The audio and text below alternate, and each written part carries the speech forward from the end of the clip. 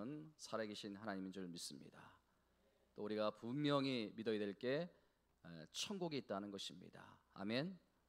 우리가 하나님에 대한 분명한 믿음, 또 천국에 대한 분명한 믿음, 또 예배할 때 하나님께서 이 말씀을 통해서 은혜 주신다는 그 분명한 확신이 여러분 마음 가운데 있기를 주님의 이름으로 축원을 드립니다. 사람은 누구에게나 평생 잊지 못할 어떤 일들이 있습니다. 평생 잊지 못할 사람, 또 평생 잊지 못할 사연, 또 평생 잊지 못할 추억, 또 평생 잊지 못할 순간, 또 평생 잊지 못할 선물, 어쨌든 평생 잊혀지지 않는 만남이나 또 평생 잊혀지지 않는 날이 있다는 것입니다. 예를 들어 가지고 미국의 46대 그 대통령이 취임하지 않았습니까? 그 성경책에 손을 얹고 서약을 하면서 취임을 하는 그 존 바이든 대통령에게는 그날이 아마도 평생 잊지 못할 날이 될 것입니다. 특별히 여러분들에게 간절히 소원하는 것은 여러분들이 이 낙원제 8교에서 이 신앙생활하는 것이 평생 잊혀지지 않는 그런 은혜가 있기를 주님의 이름으로 축원을 드립니다. 오늘 본문은요, 우리 예수님께서 있어서 평생 잊지 못할 굉장히 중요하고도 의미가 있는 날이에요. 여러분, 예수님께서 3번씩이나 예고한 바와 같이 이제 십자가의 죽음을 앞에 놓고 드디어 예루살렘으로 입성하는 날입니다. 사실 성경에 보면요, 예수님이 이번에 처음으로 예루살렘을 방문한 것이 아니고 그 전에도 예수님이 여러 번 예루살렘을 방문하셨어요. 요한복음 7장 10절에도 보면 예수님께서 자신을 나타내지 않으시고 은밀하게 예루살렘에 갔다는 말씀이 기록되어 있습니다. 그런데 유독 이 마태복음에만 예수님께서 예루살렘에 가셨다는 내용을 기록하고 있지 않습니다. 그런데 오늘 본문에 드디어 예수님께서 예루살렘에 방문하셨다는 기록을 하고 있다는 사실입니다. 게다가 지금까지 예수님은 이제 하나님의 아들로서 메시아 사역을 철저하게 숨기셨는데 오늘 본문에서야 비로소 공개적으로 메시아 되심을 선포하고 있더라는 거예요. 여러분, 이 절기상으로 보면요, 유월절 무렵이다 보니까 전국 각지에서 수만 명의 유대인들이 모여들고 있는 상황이기 때문에 예수님이 자신의 존재를 드러내지 않고 몰래 입성할 수 있는 아주 좋은 환경이 조성이 되어 있었어요. 그런데 예수님께서는 과거 이전과는 다르게 이번에는 그렇게 하지 않으셨다는 거예요. 여러분, 본문의 말씀에 보니까 예수님이 나귀 새끼를 타고 예루살렘에 입성을 하십니다. 그러니까 수많은 무리들이 뭐라고 소리칩니까? 우리가 읽지는 않았지만은 9절 말씀에 보니까 호산나 다윗의 자손이여 찬송하리로다, 이렇게 외치면서 주님이 메시아 되심을 인정하고 같이 기뻐하고 축복하는 이런 모습을 본문에서 소개하고 있다는 거예요. 그러니까 여러분, 이 본문은요, 예수님의 대관식 혹은 승리의 입성이라 그런 표현을 쓸 수 있다는 거예요. 그만큼 이 예수님의 예루살렘 입성이 중요한 의미가 있는데, 그런데 여러분, 저는요, 이 본문을 읽으면서 좀 고개가 갸우뚱하는, 좀 이해가 되지 않는 이 두 가지가 본문에서 발견되어지더라는 거예요. 그게 뭐냐 하면요, 지금 이렇게 예수님이 당당하게 하나님의 아들로서 왕으로서 예루살렘에 입성하는 참 중요한 날인데, 아니 예수님이 격에 맞지도 않게 어떻게 나귀도 아니고 말도 아니고 나귀 새끼를 타고 예루살렘에 입성하는, 이게 좀 저는 이해가 되지 않는 부분이라는 거예요. 여러분, 한번 생각해 보세요. 세상의 왕이나 세상의 임금도요, 이렇게 초라하게 등급하지는 않습니다. 근데 만왕의 왕이신 예수님께서 이렇게 작은 이 나귀 새끼를 타고 왜 입성을 하는가? 그리고 또 한 가지 의문이 있는데, 또 한 가지 이해가 되지 않는 부분이 있는데, 왜 예수님은 그 중요한 왕의 대관식에 쓸 나귀 새끼를 어떠한 대가도 지불 없이 그렇게 비정상적으로 조달을 하시는가? 예? 저는요 솔직히 이 두 가지가 이해가 잘 되지 않는 거예요. 예? 보통 여러분 그 왕들은요 성을 정복할 때 크고 기풍이 있고 또 웅장한 말을 타고 입성하지 않습니까? 말이 크면 클수록 또 웅장하면 웅장할수록 그 말에 올라탄 그 왕의 권위도 그만큼 대단하다는 거예요. 근데 예수님은 웅장한 말을 타시기는커녕 다 자라지도 못한 그 나귀 새끼를 타셨고 게다가 그 나귀 새끼도 비정상적인 방법으로 데려왔다는 거예요. 자, 여러분 본문 2절 말씀을 다시 한번 우리 읽어보도록 하겠습니다. 시작. 이르시되 너희는 맞은편으로 마을로 가라. 그리하면 곧 메인 나귀와 나귀 새끼가 함께 있는 것을 보리라. 풀어 내게로 끌고 오라. 여러분 정당한 대가를 지불하고 나귀 새끼를 가져오라고 하는 것이 아니라 그 주인이 허락했는지 주인이 허락하지 않았는지 알 수가 없어요. 그냥 풀어서 가져오라는 거예요.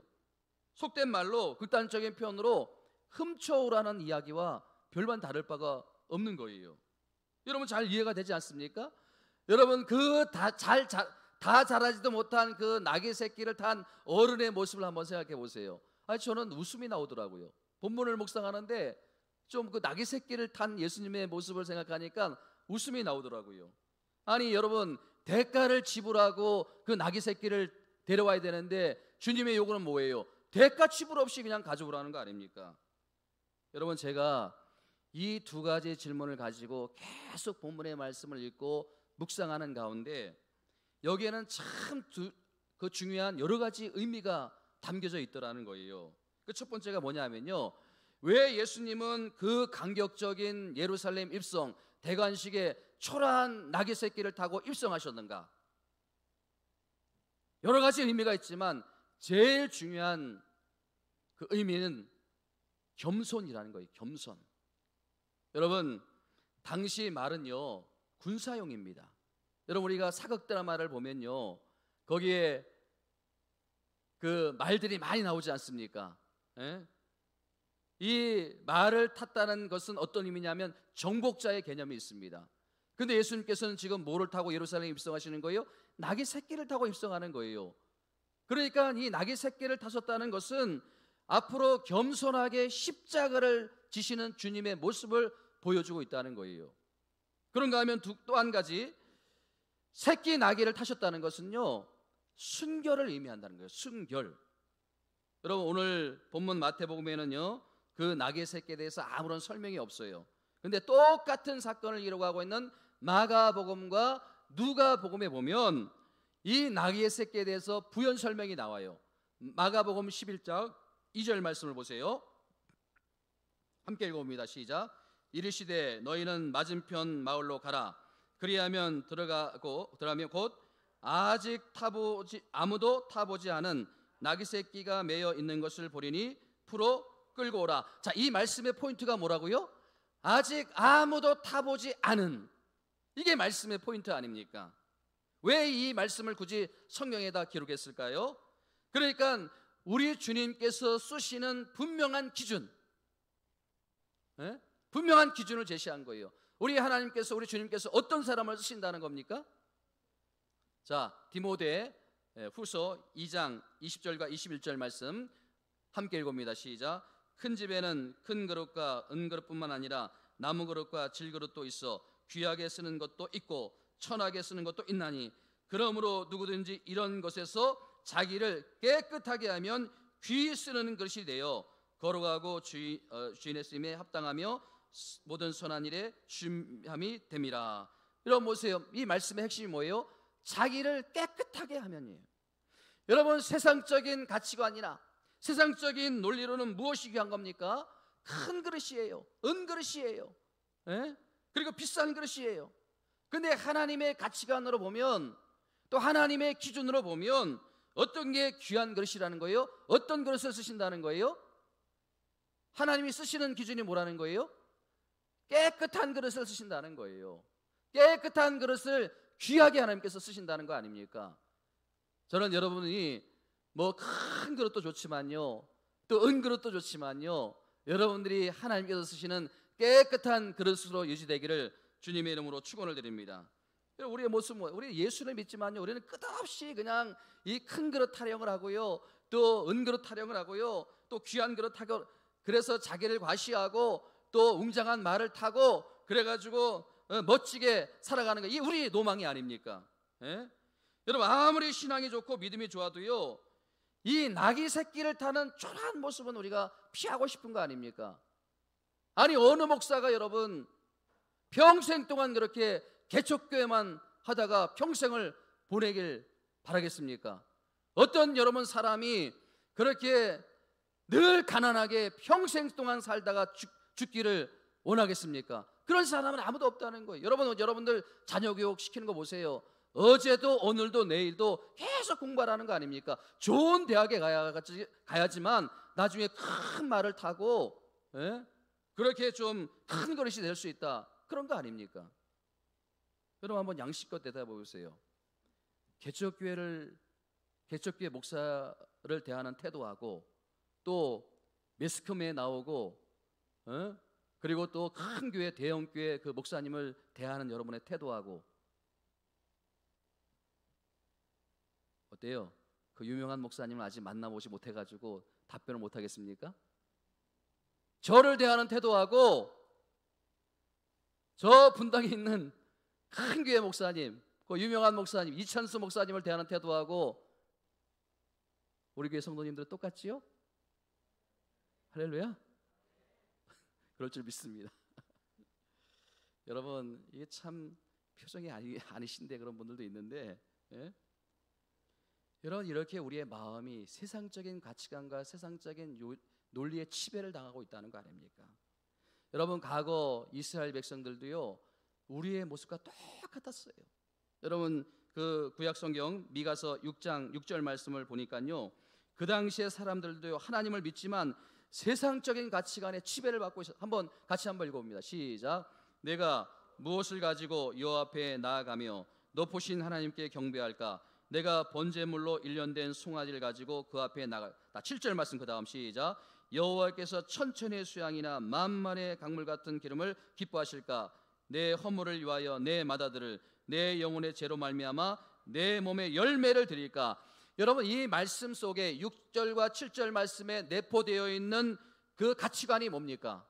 하나님께서 기뻐 받으시는 것은 제물이다, 하나님께서 기뻐 받으시는 것은 어떤 제사다, 헌금이다, 이런 세상적인 가치관에 우리가 지배를 받고 있다는 거 아닙니까? 여기에 보면요, 그 일련된 그 송아지는요 최상의 제물이에요.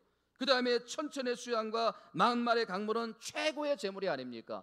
또 심지어는 자기 맏아들을 하나님께 드릴 수 있는 그 최상의 열심, 이게 여러분 세상적인 가치관이 아닙니까? 예? 여러분, 이런 가치관을 가진 사람들에게 하나님께서 충격적인 말씀을 하세요. 그 다음 여러분 8절 말씀 보세요. 미가서 6장 8절 말씀. 여러분 보세요. 사람아, 이 사람이라는 것은요, 정신 차려 이놈아, 그런 뜻이 있어요. 정신 차려 이놈아, 네 마음과 네 생각이 틀려 먹었다. 그 다음에 뭐예요? 주께서 선한 것이 무엇임을 내게 보이셨. 하나님께서 이미 너에게 알려주셨다는 거 아닙니까? 다 알려주셨다는 게 아니에요. 그게 뭐예요? 하나님께서 내게 구하는 것은 뭐라고요? 오직 정의를 행하며 인자를 사랑하며 겸손하게 내 하나님과 함께 동행하는 것이 아니냐. 여러분, 세상적인 기준 보세요. 있습니까? 세상적인 가치관 기준은 한마디도 하나님께서 말씀하지 않아요. 오직 너의 마음을 진심을 다해서 하나님을 사랑하고 하나님과 동행하고 겸손하게 이 예배 자리에 나와서 예배드리는 것을 하나님께서 받으신다는 거예요. 그것을 기뻐하신다는 거예요. 여러분, 교회가 크면 얼마나 커요. 예? 아니, 잘나면 얼마나 잘났어요. 아니, 돈이 많으면 얼마나 많이 있겠습니까? 똑똑하면 얼마나 똑똑해요. 이거는 우리의 관심이지 사람의 관심이지 하나님의 관심은 아니라는 거예요. 하나님의 관심은 우리의 마음이에요. 여러분들의 마음이 여러분들의 중심이에요. 그래서 깨끗한 그릇을 하나님께서 쓰시는 거 아닙니까? 여러분의 심령과 여러분의 마음이 늘 성령을 통해서 정결해지는 은혜가 있기를 주님의 이름으로 축원을 드립니다. 두 번째 질문, 두 번째 제가 의문을 갖고 묵상했던 게 뭐냐 하면, 왜 예수님은 나귀 새끼를 그냥 가져오라고 하셨는가? 여러분, 이게 상식에 맞는 일이에요? 상식에 맞지 않는 일이에요? 상식에 맞아요? 안 맞아요? 상식에 맞지 않는 일 아닙니까? 만약에 오늘 예수님께서 우리에게 이런 요구를 하신다면 우리는요 100이면 100 이런 말을 할 거예요. 아니, 예수님 어떻게 이렇게 말도 안 되는 요구를 하십니까? 그래도 남의 거 빌리려면 대가를 지불해야 되는 거 아닙니까? 근데 여러분, 여기서는 이 본문에서는 너무나 중요한 진리를 담고 있더라는 거예요. 여러분, 교회는요 상식이 통해야 돼요.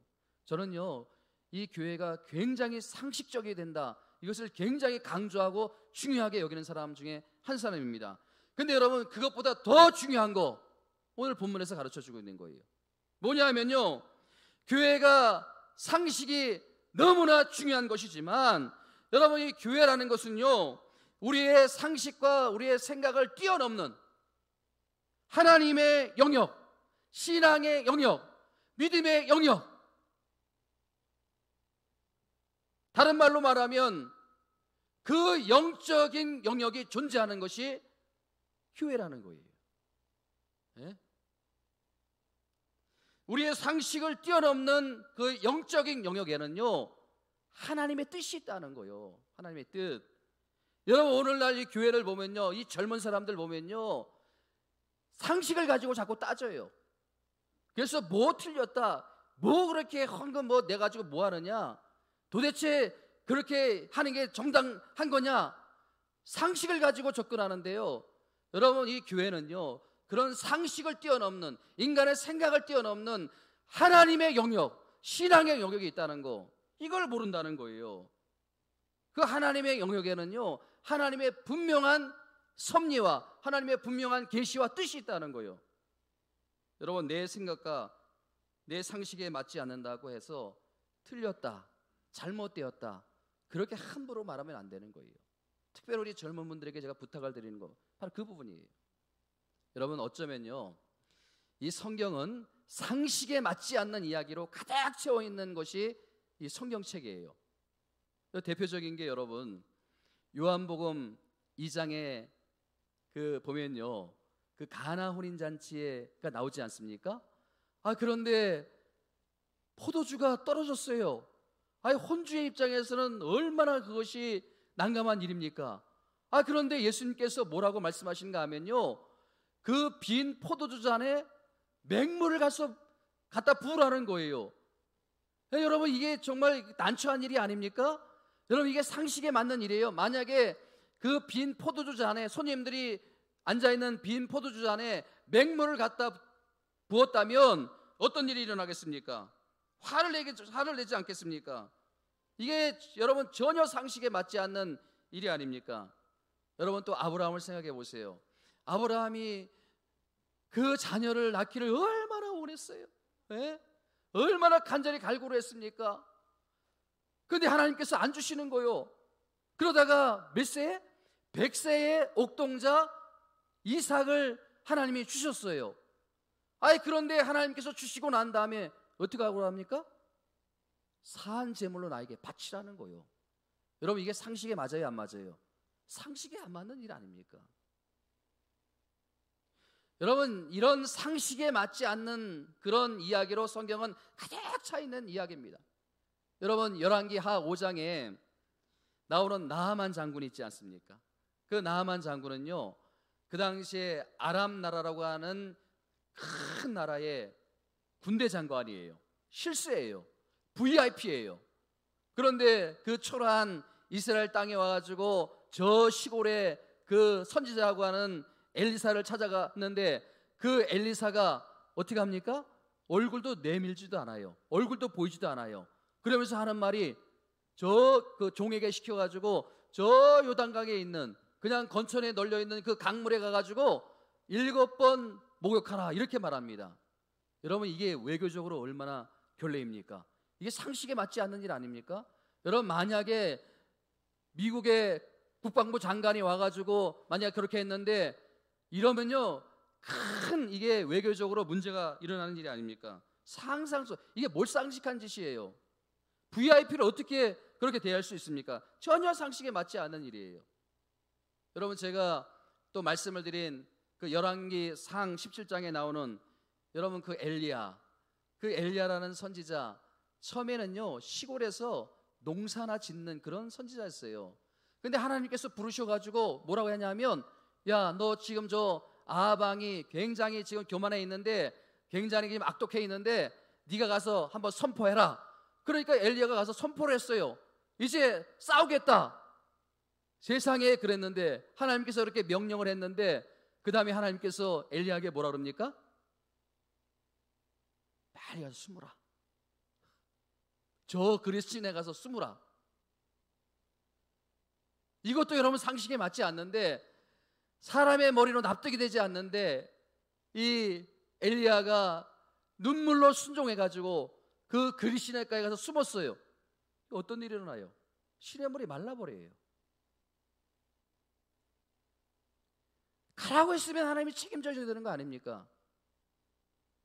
여러분 솔직히 우리가 신앙생활 하다 보면요 이렇게 난감한 일이 정말 많이 있습니다. 목사님이 순종하라고 해서도 순종했는데 시냇물이 말라버려요. 목사님이 순종하라고 해가지고 했는데 만사 형통한다고 했는데 아니 순종했는데 더 어려움을 당하는 거예요. 제가 잘 아는 목사님 언젠가 저에게 만나서 그런 얘기를 하더라고요. 아니 그 교회 어떤 성도님이 찾아와가지고 자기가 개업을 하고 싶은데 목사님 기도해달라고 자기가 은행 대출을 받아가지고 이제 가게 오픈을 다 준비하고 계획을 세웠는데 목사님 어떻게 할까요? 그 목사님이 그러면 하지 말라 그럽니까? 기도한 다음에 그래 하십시오. 에? 제가 기도해드리겠습니다. 어떻게 됐을까요? 어떻게 됐어요? 쫄딱 망했어요. 그래서 이 성도님이 교회를 떠났대요.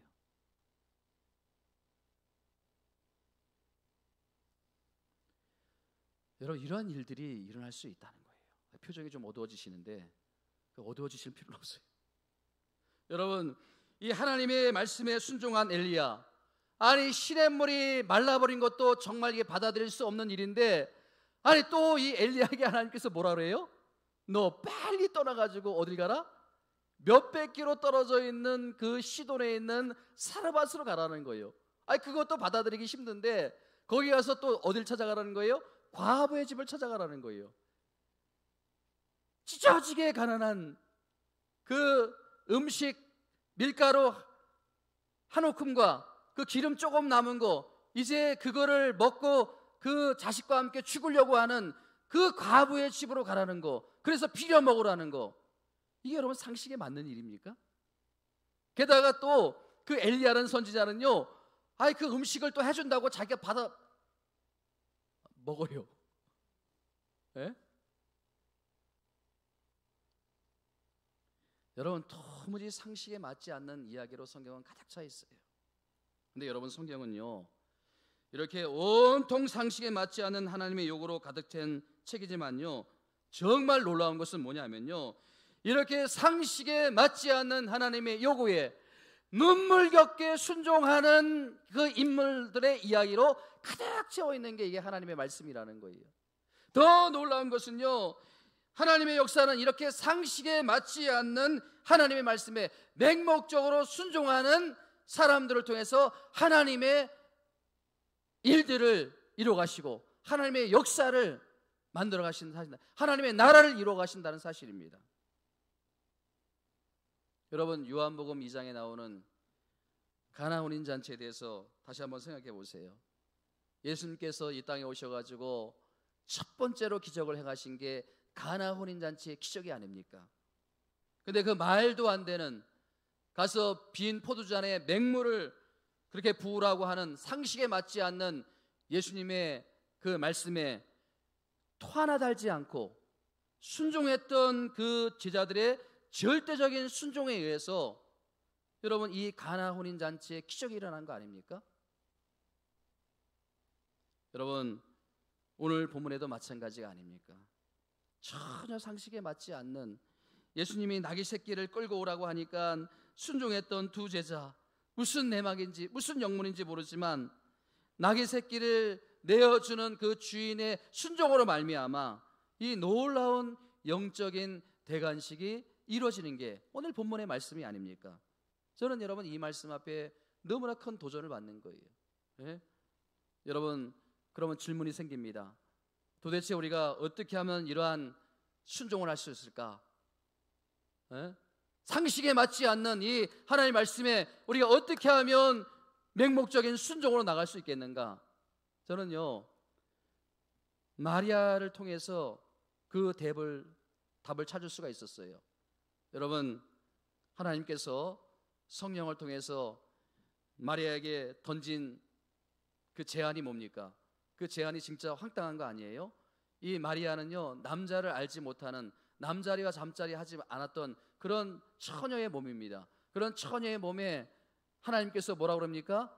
내 몸을 통해서 성령으로 이제 잉태가 될 것이다. 여러분 이 제안 받아들일 수 있겠어요? 없어요? 있어요? 예? 얼마나 이게 황당한 이야기입니까? 얼마나 말도 안 되는 이야기입니까? 누가 여러분 이 제안을 수용할 수 있겠습니까? 그 당시에 처녀가 만약에 임신했다면요 마을 한가운데로 데려나가 가지고요 사람들이 돌로 쳐 죽이는 거예요. 예? 그 당시에 임신을 하면 그래요. 오늘날에는 뭐 이게 뭐 그런 일이 없겠지만은 그 당시에는 그래요. 여러분 그 목숨처럼 아끼고 사랑한 약혼녀 요셉, 만약에 마리아가 임신했다는 사실을 알면 헤어질 가능성이 몇 프로일까요? 99.9999999. 네? 근데 여러분 이 마리아의 태도를 보세요. 자, 누가복음 1장 38절 함께 읽어봅니다. 누가복음 1장 30절 시작. 마리아가 가로되 주의 여종이 오니 말씀대로 내게 이루어지리다. 아멘. 말씀대로. 근데 그 앞에 무슨 토를 다는지 보세요. 말씀대로 내게 이루어지리다. 그 앞에 무슨 토를 달아요? 주의 여종이 오니. 이게 무슨 말이냐면 제한할 수 없는 제한이라는 거예요. 받아들일 수 없는 제한이라는 거예요. 수용할 수 없는 제한이라는 거예요. 그러나 뭐예요? 주의 여종이 오니 나는 주님이 나의 주인인 것을 믿습니다. 이 고백이에요. 주의 여종이 오니 나는 주님이 나의 주인임을 믿습니다. 다른 것은 다 몰라도 한 가지는 분명히 믿는다는 거 아닙니까? 아무것도 내가 모르지만 한 가지 사실만은 나는 분명히 믿습니다. 그 분명한 믿음이 뭐예요? 내가 섬기는 내 주인 하나님께서는 절대로 나를 망하는 길로 인도하지 않으신다. 할렐루야. 절대로 나를 망하는 길로 인도하시지 않는다는 거예요. 이게 바돌의 그 마리아의 마음에 있는 분명한 믿음이었어요. 주의 여종이 오니 말씀대로 이루어지길 원하니다. 진심으로 여러분들을 저는 축복합니다. 이 마리아처럼 주님을 향한 절대적인 신뢰와 절대적인 믿음이 회복되어지기를 주님의 이름으로 축원을 드립니다. 여러분 어떻게 살다 보면요 삶이 어려울 수도 있어요. 나에게 왜 이런 어려움이 오는지 내 머리는 도저히 이해가 되지 않을 수 있어요. 여러분 이렇게 해도 답이 안 나오고 저렇게 해도 답이 안 나오고 이렇게 해도 일이 풀리지 않고 저렇게 해도 일이 풀리지 않고 어떠한 상황이 있을지라도 내가 믿는 나의 하나님, 내 주인 되어주신 하나님, 나를 절대로 망하는 길로 인도하지 않으신다. 할렐루야. 나를 절대로 버리지 않고 나를 절대로 망하는 길로 인도하시 않는다. 나를 끝까지 책임져 주신다. 여러분 이 믿음이 오늘 여러분 마음 가운데 다시 한번 회복되어지기를 주님의 이름으로 축원을 드립니다. 저는 오늘 말씀을 적용해서 두 가지를 마음에 담아 여러분들에게 당부를 드립니다. 자, 바로 첫 번째 뭐냐면요, 이제는 무조건 하나님께 승복하는 인생을 살라는 것입니다. 누구에게 승복하는 인생? 하나님께 승복하는 인생을 살라는 거예요. 저는 신앙을 한마디로 요약한다면 이 신앙은요, 승복이에요. 또 믿음은요, 굴복이에요. 마치 마리아처럼 주의 여종이오니 말씀대로 내게 이루어지리다, 이렇게 승복하는 거예요. 살다 보면요, 내 생각과 내 의지로, 내 기준으로 맞지 않는 일들이 너무 많아요. 예? 그러나 무조건 순종하면 뭐예요? 하나님께서 책임져 주신다. 하나님께서 망하는 길로 나를 인도하지 않는다. 또 두 번째는 뭐냐면요, 여러분들에게 당부하고 싶은 게 뭐냐면요, 깨끗한 그릇이 되자는 거예요. 깨끗한 그릇이 되자는 거예요. 여러분, 우리가 세상을 살려면 웅장한 말이 필요하다고 생각합니다. 그렇죠? 돈이 많은 것이 좋다고 생각합니다. 그러나 하나님의 기준은 그게 아니더라는 거예요. 하나님의 기준은 뭐예요? 때 묻지 않는, 그렇죠? 때 묻은 웅장한 말보다는 비록 나귀 새끼같이 초라한 존재지만 그가 하나님 앞에 순결하고 진실하고 거룩하게 살려고 애쓰는 그게 진짜 힘이고 그것이 진짜 능력이라는 것입니다. 여러분, 이 두 가지를 꼭 마음에 담는 저와 여러분들이 되기를 주님의 이름으로 축원을 드립니다. 여러분, 얼마 전에 제 마음이 참 아팠던 일이 있었어요. 그 과거 꽤 오래전에 함께 사역을 했던 그 여존사님이 갑자기 기억이 나더라고요. 갑자기 기억이 나가지고 그냥 작은 선물을 하나 이렇게 보내드렸어요. 그런데 이분이 전화를 안 해도 되는데 전화를 하셨더라고요. 그래서 뭐라고 말씀하시는가 하면, 이제 자기가 나이가 너무 들고 또 이제 성도들에게 다 잊혀갔는데 그렇게 혼자 외롭게 지내고 있는데, 아니 어떻게 목사님이 저를 기억하시고 이렇게 선물까지 보내주셔, 어쩌 그렇게 굉장히 좋아하시면서 그 전화를 하시는데 참 마음이 아프고 슬프더라고요. 네? 여러분, 이분은요 좋은 데로 시집을 갈 수 있는 분이셨어요. 근데 그 시집을 가지 않고 그냥 교회를 위해서, 주님을 위해서 평생 동안 그렇게 헌신하셨던 거예요. 여러분, 젊을 때는 얼마나 왕성하게 사역을 했겠습니까? 그런데 나이가 들고 이제 은퇴를 하고 나니까 성도들 기억 속에도 다 사라지고 주변에는 아무 사람도 없고 그렇게 쓸쓸히 살아가고 있는데 그 작은 선물, 그게 뭐라고, 그것 때문에 그렇게 좋아하고, 예? 전화를 끊고 나가지고 마음이 참 슬프더라고요. 여러분, 이 전도사님과 같이 그 교회를 섬기는 분들이 얼마나 많습니까? 제가 얼마 전에 말씀을 드렸지만 그 친한 친구 목사, 저보다 2년 전에 먼저 개척을 했어요. 그게 얼마나 힘들었겠습니까? 저보다 더 어려운 환경에서 개척을 해가지고 그 사모님과 그 애들이 얼마나 고생을 했겠어요. 근데 최근에 어느 한 집사님 때문에 정말 감동이 되고 눈물을 흘렸다는 거 아닙니까? 여러분, 그 집사님이 혼자 사시는데 얼마나 어려운지 이 정부에서 기초생활수급을 받는 그런 분이신데요, 신년 첫 주일 예배 때 건축원금 100만 원을 드렸는데, 그래서 이 목사님이, 친구 목사가 너무 깜짝 놀래가지고 그 사연을 듣고는 이 친구 목사가 그 100만 원의 헌금을 놓고 눈물을 흘리면서 감동을 받았대요. 너무나 큰 감동을 받았대요. 예? 여러분, 이 집사님이 건축 헌금을 하기 위해서 3년 동안 적금을 들었다는 거예요. 보니까 2만 6천 원씩 3년을 적금을 드는 거예요. 매달 2만 6천 원씩 해가지고 3년을 적금을 들어가지고 작년 연말에 그것을 타는데, 그것을 은행에 찾으러 가는데 너무나 기쁘더래요. 너무나 행복하고 기쁘더래요. 그러니까 이 소리를 이 목사가 듣는데 너무 마음이 아프더래요. 세상에 자기가 힘들다고 생각했는데 이런 참 그 집사들이 있구나, 이런 성도들이 있구나. 여러분, 이게 상식에 맞는 이야기입니까? 상식에 맞지 않는 이야기예요. 예? 그분은요 오히려 교회에서 1,000만 원, 2,000만 원 도와드려야 될 그런 상황이에요. 상식에 맞지 않는 일이에요. 여러분, 교회는요, 하나님의 교회는요, 큰 교회 목사, 무슨 매스컴을 타는 유명한 목사들에 의해서 세워지는 게 절대 아닙니다. 이 목사에 의해서 세워지는 게 아니에요. 이 하나님의 교회는요, 이렇게 무명의 전도사님, 그리고 어느 그 집사님, 그런 분들의 정말 세상 사람들이 볼 때는 나귀 새끼처럼 초라한 존재지만은 그러한 사람들을 통해서 하나님께서는 이 교회를 세워가고 있더라는 거예요. 이게 얼마나 저는 감동이 되는지요. 이 말씀을 읽는데 그런 신실한 분들에 의해서 하나님의 교회가 세워간다. 우리 낙원제 8교회도 나귀 새끼와 같이 정말 초라한 여러분들이지만 여러분들의 신실한 믿음을 통해서 이 하나님의 교회가 지금 세워지고 있는 거 아닙니까? 여러분, 저는 두 분을 생각하면서 이런 기도가 나오더라고요. 그래서 일주일 내내 이 기도를 드렸습니다.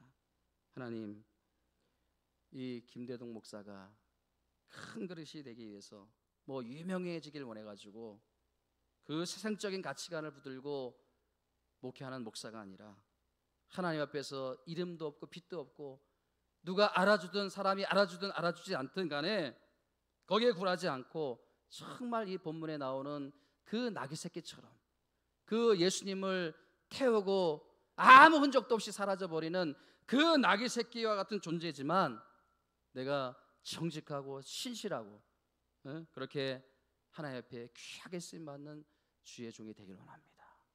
목사가 되길 원합니다. 여러분 마음 가운데 좀 이러한 은혜가 부어지기를 주님의 이름으로 축원을 드립니다. 여러분, 인생에 최대의 저주가 있다면요, 최대의 저주의 말이 있다면요, 당신은 더 이상 필요 없다, 당신은 쓸모없다. 이게 여러분 인생 최대의 최악의 저주예요. 최대의 축복이 뭡니까? 최고의 축복이 뭡니까? 당신은 나에게 꼭 필요한 사람이야. 당신은 나에게 너무나 소중한 존재야. 오늘 이 시간 우리 주님께서 성령을 통해서 여러분 한 분 한 분에게 들려주십니다. 너는 네가 초라하다고 생각하느냐? 네가 쓸모없다고 생각하느냐? 네가 작다고 생각하느냐? 절대 그렇지 않다는 거예요. 너는 하나님의 교회를 위해서 지금 귀하게 쓰임받고 있는 너무나 귀한 존재이다. 여러분, 이 마음, 이 하나님의 음성, 성령의 음성을 오늘 마음에 새기고, 여러분 절대 여러분들은 쓸모없는 존재가 아닙니다. 하나님 앞에 정말 귀하게 쓰임받는 거룩하고 큰 존재임을 믿습니다. 이것을 통해서 위로받는 우리 모두가 되기를 주님의 이름으로 축원드립니다. 우리 찬양드립니다. 주는